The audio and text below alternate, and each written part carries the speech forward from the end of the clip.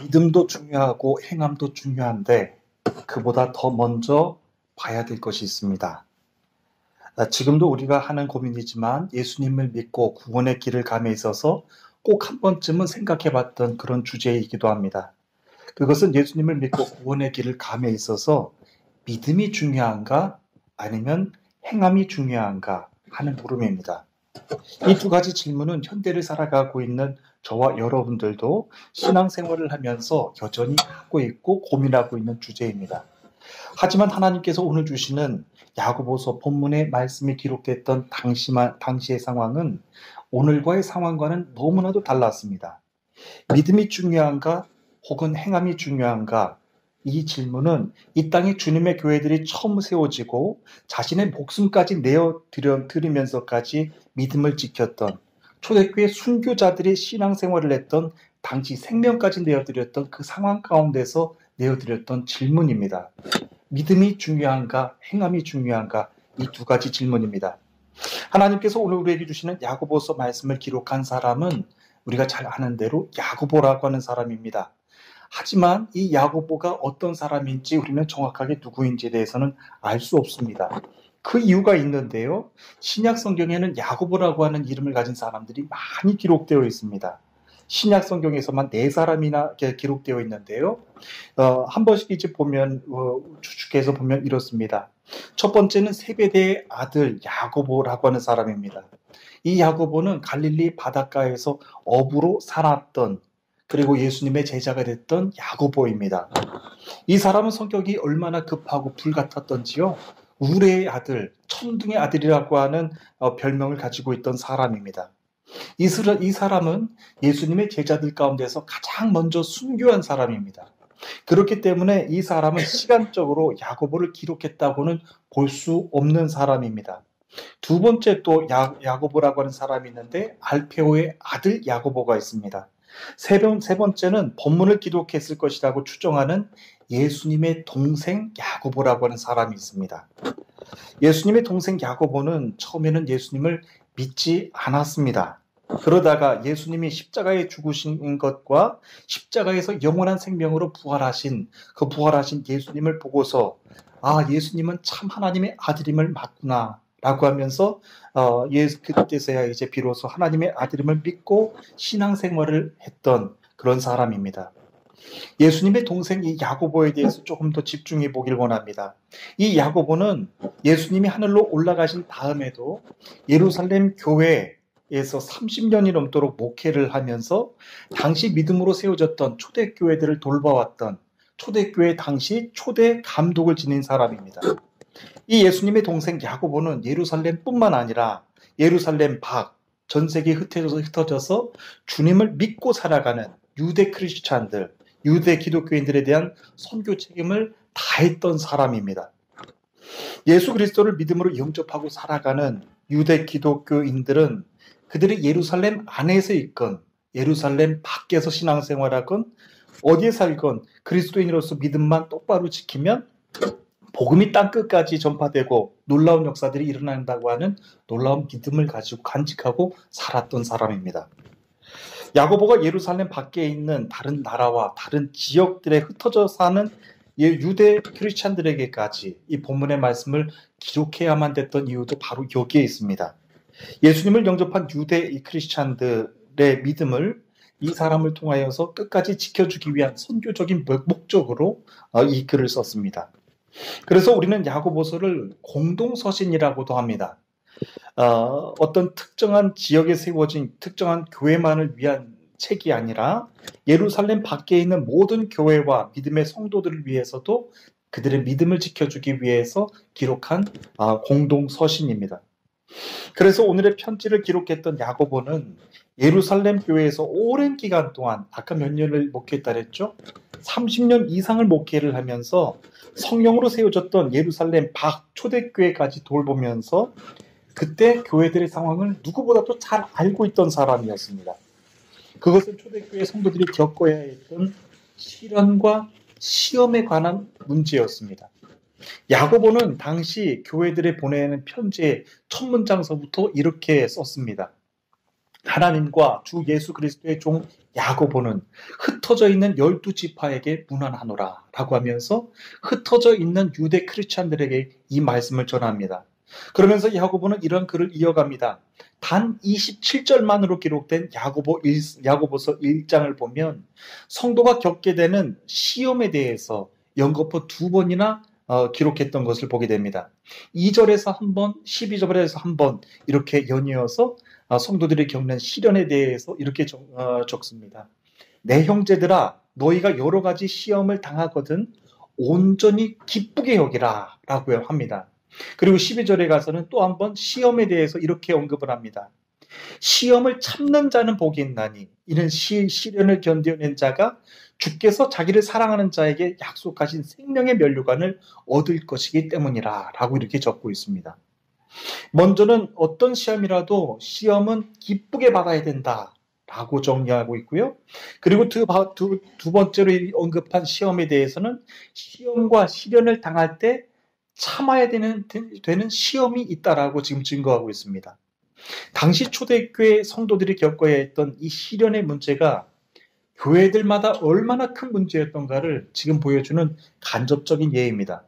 당시 초대교회 성도들이 겪어야만 했던 이 시련의 문제, 시험의 문제가 얼마나 더 컸던지 야고보서 이 기자는 공동 서신을 통하여서 온 교회 성도들에게 전파했습니다. 이 두 가지 시험은 똑같은 우리 시험이라고 하는 단어이지만 의미는 완전히 다른 내용입니다. 여러분은 어떤 시험에 직면하면 기뻐하면서 시험을 받아들일 수가 있겠습니까? 솔직히 말해서 예수님을 믿는데도 시련과 시험과 같은 것들을 겪게 되면 과연 어떤 시험에 대해서 기뻐할 수 있을까 하는 생각이 들 정도로 모든 시험과 시련은 우리 믿음의 사람들을 다 힘들게 하고 낙담시킵니다. 그만큼 시험이 이제 힘들다라고 하는 뜻이죠. 생각만 해도 시험은 너무나도 힘듭니다. 그런데 야고보는 본문의 편지를 쓰면서 시험을 당하거든 기쁘게 여기라 라고 하고 있어요. 영어 성경의 이 맨 앞글자를 보게 되면요. whenever라고 하는 이 부사어가 이게 포함되어 있습니다. 너희가 시련 당할 때마다 기뻐하라고 하는 말입니다. 영어 성경에서는 조금 더 강하게 기록을 한 것이요. 시험을 당할 때 기뻐하는 것과 시험을 당할 때마다 모든 시험을 기쁘게 여기라고 하는 것은 강도의 차이가 다릅니다. 그런데 영어 성경에서는 whenever 여러분들이 시험 당할 때마다 모든 시험을 기쁘게 여기라고 그렇게 더 강하게 말하고 있습니다. 여기에서 야고보가 말한 시련을 당할 때마다 기뻐하라고 한 시련은 하나님의 뜻 가운데서 주시는 시련을 뜻합니다. 요한복음 9장을 보면요. 예수님께서 길을 가실 때였는데 예수님께서 길을 가셨을 때 보았던 날 때부터 맹인된 자에 대한 말씀이 기록되어 있습니다. 이 사람에 대해서 제자들이 이렇게 묻는 장면이 기록되어 있습니다. 제자들이 물어 가로되 랍비여 이 사람이 맹인으로 난 것이 누구의 죄로 인함이니까? 자기니까 그의 부모니까? 라고 하면서 물었다는 것이죠. 제자들이 예수님께 이렇게 질문한 걸 보면요. 제자들도 평소에 사람이 살면서 겪어야만 하는 시련과 시험의 문제, 그것의 원인이 어떤 것에 있었는지 깊은 고민을 하면서 살아왔다라고 하는 것을 알 수가 있습니다. 그런데 제자들이 생각하건대 사람들이 그 믿음의 고난을 당하는 이유는 죄 때문이었다라고 지금 결론을 냈다라고 하는 것을 볼 수 있습니다. 예수님은 3년 동안이나 하나님의 나라의 공생의 일을 감당하셨었죠. 수많은 병자들을 고쳐주시고 귀신들을 내어 쫓아주셨습니다. 그러면서 그 사람들을 보면서 제자들이 궁금했던 거예요. 아니 이 세상에서 살면서 모든 사람들이 저렇게 병자가 아니고 모든 사람들이 저렇게 귀신 들린 사람이 아닌데 이 사람들은 과연 무엇 때문에 그렇게 심한 시련과 역경을 겪으면서 살아야만 됐을까? 제자들이 궁금했던 거예요. 3년의 공생애를 지나시는 동안에 모든 사람들이 저렇게 불행한 거 아닌데 모든 사람들이 다 저렇게 시련당하는 거 아닌데 그 이유가 뭘까? 원인이 뭘까? 생각을 하면서 제자들이 결론을 낸 것. 죄 때문이구나 라고 하는 것이죠. 그러면서 물었다라고 하는 거예요. 랍비여, 이 사람이 맹인으로 난 것이 누구의 죄로 인함입니까? 자기 때문입니까? 그의 부모 때문입니까? 누구에게라도 지금 죄를 돌리고 싶은 거예요. 내가 이렇게 힘들게 사는 건 우리 부모님의 죄 때문인가요? 아니면 나 때문인가요? 라고 하면서 누구에게라도 죄로 지금 그 전가를 하고 싶다라고 하는 것이죠. 제자들이 예수님께 이렇게 묻는 질문의 내용을 보면 제자들이 평소에도 이 고통, 사람들이 겪는 고통에 대해서, 고난에 대해서 충분히 생각하고 있었다라고 하는 것을 알 수가 있습니다. 요한복음 9장에서 예수님이 길을 걸어가실 때도 마찬가지였습니다. 아니, 날 때부터 맹인이 된 사람을 예수님이 보시는 거예요. 예수님이셨는데 그 맹인을 보고 계신 예수님을 향해서 제자들이 보고 궁금했다라고 하는 것이죠. 여러분, 맹인을 먼저 본 것은 예수님이셨어요. 제자들이 먼저 본 거 아니에요. 그런데 예수님이 맹인을 보시는 걸 보면서 제자들이 궁금했다라고 하는 거예요. 이 맹인을 보고 계시는 예수님의 생각이 무엇인지, 이 맹인을 보고 계시는 하늘에 계신 하나님의 생각은 무엇인지. 예수님, 이 맹인이 이렇게 날 때부터 맹인이 됐다고 하는데 이건 뭐 때문에 그렇습니까? 누구의 죄 때문에 그렇습니까? 물었다고 하는 거예요. 여러분들은 신앙생활하면서 혹 예수님의 생각이 궁금하실 때가 있지 않습니까? 혹 하나님의 생각도 궁금하실 때가 있지 않습니까? 하나님, 지금 내가 이렇게 예수님 열심히 믿고 있는데 왜 내가 이렇게 고난을 받아야 됩니까? 예수님의 생각은 무엇입니까? 하나님의 생각은 또 무엇입니까? 내가 이렇게 열심히 신앙생활 하는데 왜 내 아들이 날 때부터 맹인이 되어야 되나요? 내 아들이 왜 날 때부터 이런 장애를 가지고 태어났어야 되나요? 날 때부터 이런 아픔을 가지고 태어나야 되나요? 이런 아픔의 질문들을 우리도 계속해서 마음에 품고 때로는 예수님께 질문하고 싶은 마음이 그런 질문들이 있다라고 하는 것입니다. 제자들이 그걸 물어본 거예요. 그때 예수님께서 이렇게 대답을 하십니다. 그래, 이 사람이나 그 부모의 죄로 인함도 아니라 그에게서 하나님이 하시는 일을 나타내고자 하기 위함이다 라고 말씀해 주시는 거예요. 그러면서 예수님께서 땅에다 침을 뱉어서 진흙을 익히십니다. 그러면서 진흙을 익히셔서 그의 눈에 바르시고 실로암 연못에 가서 씻으라고 말씀하십니다. 여러분, 지금 생각해도 굉장히 원시적인 방법입니다. 요즘 현대의학으로 생각하면 참 원시적인 방법으로 예수님께서 그 병자를 터치하신 거예요. 그런데 우리가 여기에서 주목해서 봐야 될 부분이 따로 있습니다. 예수님이 뭐 원시적인 방법으로 고치셨네 만에 그건 우리가 전혀 주목해야 될 부분은 아닙니다. 그것은 하나님이 행하시고자 하는 일을 예수님이 대신 행하셨다라고 하는 것에 우리는 주목해야 됩니다. 하나님은 날 때부터 앞을 보지 못했던 이 맹인이 앞을 보기를 원하셨다라고 하는 것이죠. 그런데 단순히 육체의 눈을 떠서 앞을 보기를 원하셨던 것이 아닙니다. 날 때부터 앞을 보지 못했던 이 맹인이었던 이 사람이었다라고 할지라도, 그래 너가 장애를 가진 사람이었다고 할지라도 예수님께 고침을 받고서 그의 영혼까지 구원해 주시는 참 구원자 예수 그리스도를 네 눈으로 똑바로 보기를 원한다 라고 하는 것을 하나님의 마음으로 품고 계셨다라고 하는 거예요. 예수님이 그걸 하나님의 뜻을 나타내 드렸다라고 하는 뜻입니다. 하나님이 행하실 그 일을 예수님이 보여주신 것인데 앞을 보지 못하는 그 사람의 삶도 그는 죄 때문에 그렇게 고통당하는 거 아니야. 하나님의 영광을 나타내기 위해서, 하나님의 뜻을 드러내기 위하여서 그에게 그런 삶을 주신 것이란다 라고 하는 해석을 주신 거예요. 오늘날 우리들의 삶도 한번 돌이켜보길 원합니다. 신앙생활을 참 신실하게 하는 믿음의 성도들이 많아요. 그런데 우리들이 쉽게 결론을 내는 것 중에 하나가 누구의 죄 때문에 인함입니까? 라고 하는 질문이에요. 하나님, 저 집사님이, 저 권사님이, 저 장로님이 저렇게 열심히 신앙생활 하시는데 누구의 죄 때문에 저렇게 고통을 당하시는 것입니까? 너무나도 쉽게 죄에 대한 주체를 꺼내요. 근데 예수님은 그게 아니라고 하시는 것이죠.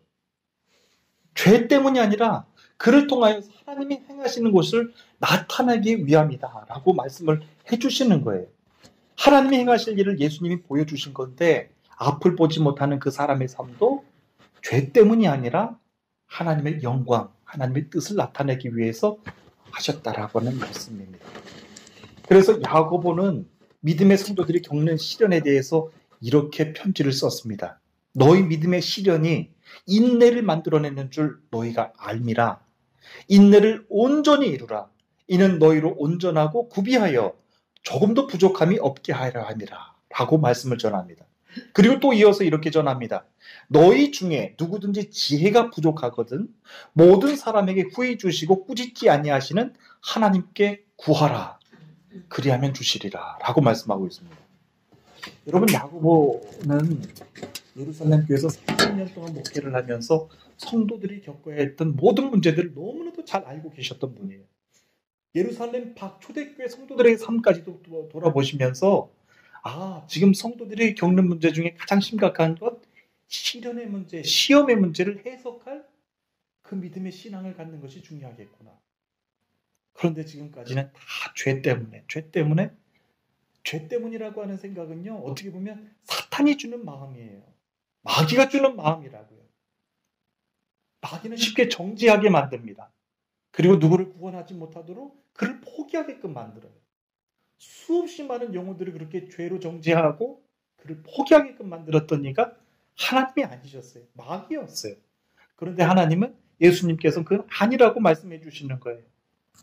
그러면서 야고보 사도도, 오늘 말씀을 전하는 이 저자도 너희 믿음의 이 시련이 인내를 만들어내는 줄 아니라 인내를 온전히 이루라고 하는 것이죠.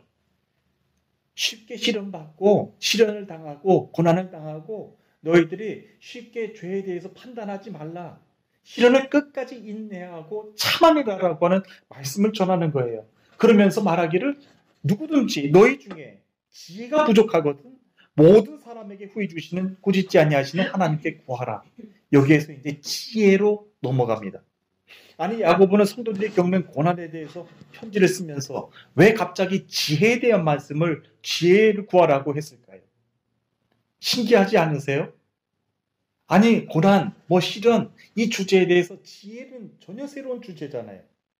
지금 내가 겪고 있는 고난이 하나님의 뜻을 드러내기 위한 것인지 위한 고난인지 아닌지를 영적인 지혜로 분별하라고 하는 거예요.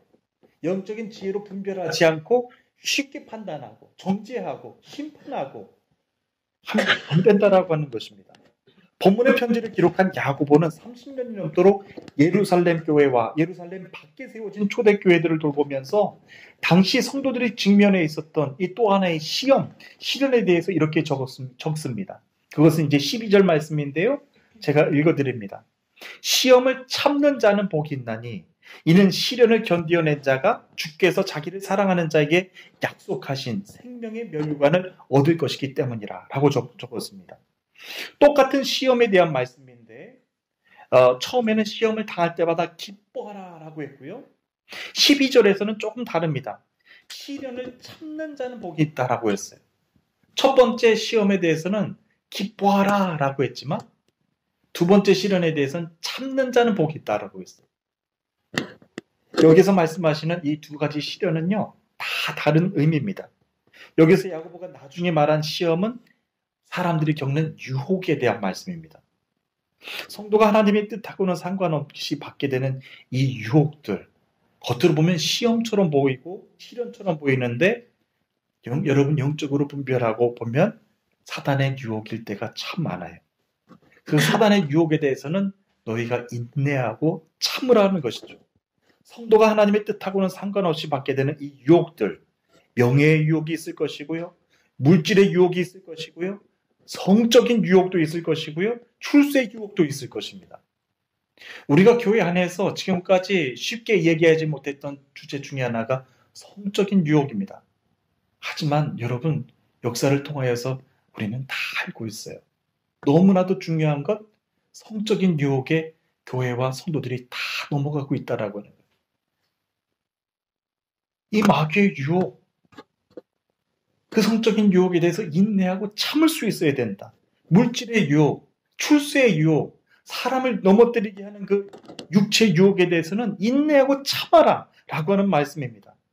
본문을 기록한 야고보는 30년 동안 예루살렘 교회를 목회하면서 그리고 예루살렘 박 초대교회까지 신앙생활을 했던 유대교회 기독교인들의 삶을 돌보면서 이렇게 하나님의 뜻과는 상관없이 당하고 넘어지는 성도들의 모습을 너무나도 많이 지켜봤어요. 너무나도 가슴 아프구나. 하나님의 뜻하고는 상관없는 유혹들, 하나님의 뜻과는 상관없는 시험과도 비슷한 그 유혹들 앞에 믿음의 성도들이 너무나도 쉽게 넘어지고 있구나 라고 하면서 그것을 인내하며 참으라 라고 하는 것이죠. 편지에서 그는 말합니다. 시험을 참는 자는 복이 있나니 유혹을 참는 자는 복이 있나니 이는 시련을 견디어낸 자가 주께서 자기를 사랑하는 자에게 약속하신 생명의 면류관을 얻게 할 것이라고 하는 믿음을 가지라고 하는 거예요.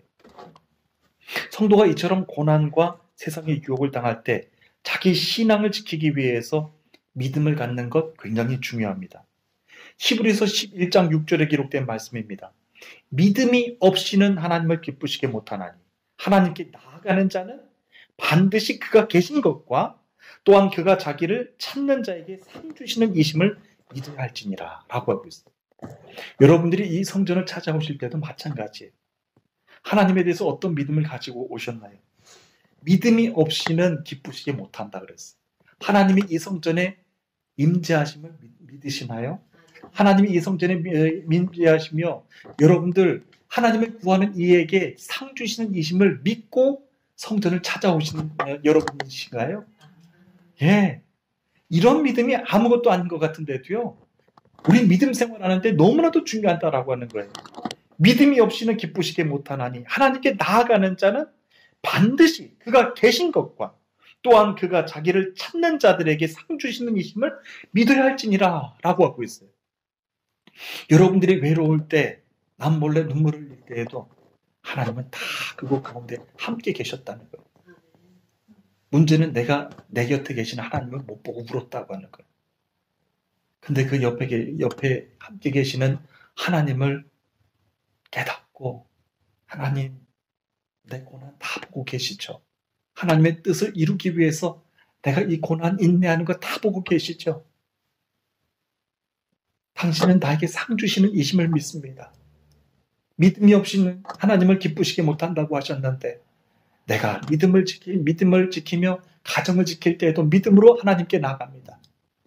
아무도 찾아오지 않는 이 땅 가운데 믿음을 가지고 성전을 찾을 때도 하나님 믿음을 가지고 성전을 찾아오길 원합니다. 아무도 없는 이 땅 가운데 예배자로 기도자로 나를 보내주셨사오니 하나님 나에게 상을 주세요. 하나님 나에게 상 주시는 이심을 믿고 나는 오늘도 내 가정 지키길 원하고 내 성전 지키기를 원하고 내 믿음 지키기를 원한다라고 고백하는 것입니다. 이 믿음을 가지고 오늘도 우리는 주님이 주신 구원의 삶을 지켜나갈 수가 있습니다. 마귀는 구원의 삶을 살아가고 있는 성도들을 넘어뜨리기 위해서 얼마나 여러분들을 간교하게 유혹을 하는지 모릅니다. 심지어 마귀는요, 이제 하나님 나라의 공생애를 시작하려고 하셨던 하나님의 아들 예수님까지 넘어뜨리려고 했어요. 그때는 40일 동안 줄이면서 예수님께서 금식하셨던 중이었어요. 그때 마귀는 어떻게 유혹을 했나요? 예수님에게 굶주리신 예수님에게 와서 돌이 떡덩이가 되게 해라 라고 하면서 비웃은 거예요. 하나님의 아들이 어떻게 이렇게 굶을 수가 있느냐. 하나님의 아들이라고 한다면은 이 돌멩이들에게 명예해서 떡덩이가 되게 하고 너도 배부르게 채워 라고 하면서 비웃은 거예요. 그리고 예수님을 높은 곳으로 이끌고 갑니다. 그리고 천하 만국을 보여주면서 자기에게 절하면 이 모든 것들이 너의 것이 될 거야 라고 하면서 두 번째 유혹을 합니다. 마지막엔 예루살렘 성전 꼭대기까지 세우고 가서 뛰어내려봐라. 하나님이 너를 위해서 사자들을 명하여 발이 땅에 부딪히기 전에 너를 안전하게 보호하여 주실 것이다 라고 하면서 이 세 가지 질문, 세 가지 유혹을 하지 않습니까? 굳이 힘들게 일할 필요도 없고요. 마귀의 유혹의 특징은 그렇습니다. 여러분들이 굳이 힘들게 일할 필요도 없고 굳이 힘들게 시련을 겪을 필요도 없어요. 마귀의 유혹은 그렇게 달콤한 거예요. 나에게 절만해. 예배 드리지 말고 기도하지 말고 나만 찾아와. 내가 말하는 대로만 해. 아무런 고난당할 필요도 없고 역경 필요도 없고 실현 당할 필요도 없는 거예요. 마귀가 유혹하는 대로만 따라오기만 하면 되는 것이 마귀의 유혹입니다. 나한테 절만하면 100% 되는 일이야 라고 하는 것이죠. 여러분, 세상 일은 어떤 일을 하더라도 이 확률이라고 하는 게 있잖아요. 성공할 확률, 실패할 확률. 그런데 마귀에 절만하면요 100%예요. 성공 100%. 마귀에게 절만하면 성공 100%. 그냥 넘어가면 되는 거예요. 그렇게 마귀에게 절하면 되는 일인데, 이는 현대를 살아가고 있는 우리 믿음의 사람들도 이 마귀의 유혹, 너무나도 쉽게 유혹하는 이 마귀의 유혹을 알면서도 이 유혹 앞에 넘어지는 이들을 너무 많이 봐요. 그 중에서도 목회자들도 많이 봐요. 성도들은 두말할 것도 없으시죠. 이 땅의 교회들, 목회자들, 지금 얼마나 영적으로 잠들고 있고 넘어지고 있는지 몰라요. 이것은 우리가 마귀의 유혹을 모르기 때문이 아니라 마귀의 유혹을 너무나도 잘 알고 있으면서도 쉽게 생각하고 있기 때문에 그렇습니다. 우리는 이러한 마귀의 유혹들을 너무나도 잘 알고 있으면서도 실제로 마귀의 유혹을 이기기란 너무나도 절대로 쉽지 않다라고 하는 것을 예수님이 보여주신 말씀이에요. 예수님을 믿고 구원의 길을 걸어가는 사람들 중에서 시험을 안 당해본 사람은 아마 없을 것입니다. 저도 당해왔고 여러분들도 당해보셨을 거예요. 시험의 그 길을 다 겪으셨을 것입니다. 모든 사람들이 각자의 방법으로 다 시험을 받습니다. 우리가 시험을 당하게 될 때 받게 되는 감정은 이루 설명할 수 없을 정도로 너무나도 고통스럽고 힘듭니다. 그래서 믿음의 사람들은 그 자리에서부터 기도하기 시작합니다. 여러분, 기도하게 될 때 하나님의 뜻인지 마귀의 유혹인지 분별할 수 있게 됩니다. 기도의 자리 가운데서 하나님이 말씀을 주시고 깨닫게 해주십니다. 예수님도 마귀의 유혹을 받기 전에 기도로 40일 동안 준비하셨을 정도로 마귀의 유혹은 절대로 쉽게 넘어갈 수 없는 것임을 알아야 됩니다. 그런데 하나님이 주시는 시험과 아주 비슷한 모양으로 간교하게 믿음의 사람들을 넘어지게 하는 이 마귀의 유혹을 분명하게 분별할 수 있는 방법이 한 가지가 있습니다. 그것은 여러분들이 어떤 일을 하더라도요, 하게 될 때 하나님을 사랑하는 마음과 아니면 자기를 사랑하는 마음 중에서 어떤 마음이 더 큰가를 비교하면 알 수 있습니다. 오늘도 우리는 예수님을 믿고 구원의 길을 감에 있어서 마귀의 유혹을 분별하길 원하면서 살아가고 있어요. 그런데 가장 분명한 것 한 가지가 있어요. 하나님을 사랑하는가 아니면 나를 더 사랑하는가. 영의 유혹이라고 한다면 하나님을 더 사랑할 수가 없겠죠. 성적인 유혹이라고 해도 하나님을 더 사랑할 수가 없을 거예요. 아무리 사람들 눈앞에서 거룩한 척, 아무리 높은 척, 점잖은 척 하더라도 하나님을 사랑하는 마음인지 아닌지는 금방 그 자리에서 알 수가 있는 거예요. 하나님이 주시는 시험과 너무나도 비슷하게 간교하게 찾아오는 마귀의 유혹, 오늘 어쩌면 여러분들에게 주시는 이 귀한 말씀을 또한 어떤 간교한 방법으로 마귀는 또 우리들에게 빗나가게 하고 있는지는 모르겠습니다. 우리가 어떤 일을 하게 될 때 하나님을 사랑하는 마음과 그리고 세상을 사랑하고 내 자신을 사랑하는 마음은 반드시 처음부터 직구해야 된다라고 하는 것을 알려주는 말씀입니다. 당연히 낙심할 정도로 큰 시련을 겪고 있는 중이라고 한다면 믿음을 행함으로 지키는 것, 그거보다 더 큰 믿음은 없을 것입니다. 그런데 본문을 기록한 야고보는 성도가 겪는 고난에 대해서 너무나도 자세하게, 세밀하게 오늘 말씀을 전하고 있습니다. 이렇게 전합니다. 믿음의 사람이 시련을 견딜 때 주님을 사랑하는 마음으로 시험을 참는 자들이 있다라고 하는 겁니다. 시험과 시련은 생각하기도 싫은 것이죠. 신앙생활을 하면서도 웬만하면은 하고 싶지 않은 것입니다. 그런데 모든 믿음의 성도들이 다 겪는 것이라고 한다면 우리는 그것을 알아야 됩니다. 믿음의 시련을 우리가 겪을 때 주님을 사랑하는 마음으로 그 시련을 겪는 사람이 있다라고 오늘 말씀을 전하고 있습니다. 이는 시련을 견뎌낸 자가 주께서 자기를 사랑하는 자에게 약속하신 생명의 면류관을 얻게 할 것임을 믿는 믿음을 가지고 살아가기 때문에 그렇습니다. 사랑하는 주님의 성도 여러분, 오늘 여러분들에게 주시는 이 말씀 가운데 여러분들은 어떤 믿음의 고난을 겪고 계시는지 한번 여쭙고 싶습니다. 결론적으로 야고보서가 오늘 우리들에게 전해주시는 말씀은요, 예수님을 잘 믿어도 시련과 시험은 다 겪게 된다. 피할 수 없다. 라고 하는 말씀입니다. 하지만 우리가 꼭 기억하길 원하는 것이 있습니다. 사람이 그에게 죄가 있어서 시련과 시험을 당하는 것 아니라고 하는 거예요. 내 입술의 정죄함, 이제는 하나님이 온전하게 회복해 주시고, 어떤 한 성도가 고난당하고 시련당하고 있을 때 내 입술로 쉽게 정죄했던 것, 심판했던 것 다 회개하기를 원합니다. 주님께로 다시 들림받았을 때 정말로 착하다 충성된 종아, 내가 너를 통하여서 온전한 기쁨의 열매를 얻기를 원한다 라고 하는 이 축복의 말씀 들어야 되지 않겠습니까? 시련과 시험이 여러분들에게도 어렵고 힘들게 다가올 것입니다.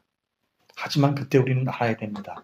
시험과 시련을 당할 때 주님을 사랑하는 마음으로 시련을 극복하십시오.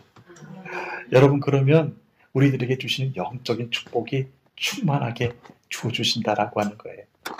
영적인 축복은요, 내가 만들 수 있는 것 아니에요. 뭐 돈 가지고 살 수 있는 것도 아니에요. 나를 창조하신 분이 영적인 기쁨을 주시는 거예요. 나를 창조하시고 오늘 나의 길을 여기까지 인도해 주신 하나님이 영적인 기쁨을 주시는 거예요. 고난당하는데 나를 창조하신 하나님이 나에게 영적인 기쁨을 주시는데 누가 그걸 뺏어갈 수가 있겠어요. 그렇기 때문에 주님이 주신 영적인 즐거움, 영적인 기쁨 가지고 고난을 겪는 사람은 그 누구도 함부로 대할 수가 없다라고 하는 거예요. 이제 여러분들에게 한 주간을 또 새롭게 시작을 하게 해주십니다. 여러분들에게 또 어떤 새로운 한 주가 시작될지는 모르지만 여러분, 한 가지 하나님께서 여러분 축복의 말씀을 주시길 원합니다. 사랑하는 내 딸아, 내가 내 수고와 헌신을 잘 알고 있다. 내 눈물을 잘 알고 있다. 착하고 충성된 종아, 너에게 큰 열매를 얻기를 원한다 라고 하시는 이 격려의 말씀, 세상으로부터는 절대로 받을 수 없는 말씀입니다. 여러분들이 가시는 모든 발걸음들을 축복합니다. 네, 우리 다 함께 기도하시겠습니다. 나의 안에 거하라, 나는 내 하나님이니 모든 환난 가운데 너를 지키는 자라. 두려워하지 말라, 내가 널 도와주리니. 놀라지 말라, 내 손 잡아주리라. 내가 너를 지명하여 불렀나니 너는 내 것이라. 내 것이라. 너의 하나님이라. 내가 너를 보배롭고 존귀하게 여기노라. 너를 사랑하는 내 여호와라.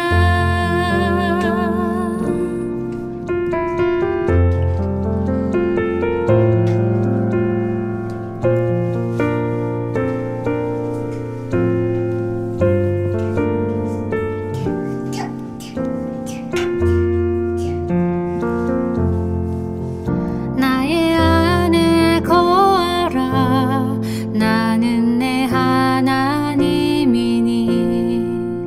모든 환난 가운데 너를 지키는 자라. 두려워하지 말라, 내가 널 도와주리니. 놀라지 말라,